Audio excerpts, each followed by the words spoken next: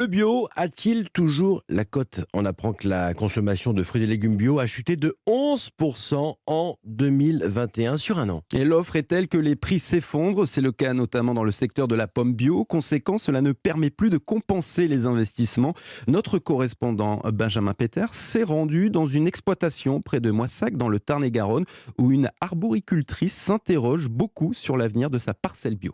Je me laisse encore une ou deux campagnes. Si c'est vraiment pas bon, je vais me poser des questions. Ça fait 4 ans que Françoise Roch a commencé sa conversion en bio. Juste une partie de ses 20 hectares de pommiers pour essayer, pour apprendre de nouvelles techniques de production et pour l'attrait financier que ça représentait, une manière d'assurer l'avenir de sa ferme. À l'époque, on était à 80 centimes, 80, 90 suivant les variétés. Donc on était le double du conventionnel. Ça donnait envie d'y aller. La seule chose, c'est qu'on a eu un peu tous le même réflexe au même moment. Conséquence, l'offre a explosé, mais la demande en pommes bio, elle, stagne et les prix s'effondrent, ce qui rend l'arboriculture bio de moins en moins rentable. Depuis 2 ans, on a énormément du mal déjà à écouler et donc ça s'effondre. On a des prix qui commencent à être quasiment égaux au conventionnel, donc on approche les 40 centimes. Si on achète le bio au prix du conventionnel, ça veut dire que les producteurs vont arrêter. C'est obligé. Un retour en arrière pas si évident à réaliser, puisque la plupart des variétés plantées pour faire du bio n'ont pas véritablement un marché en agriculture conventionnelle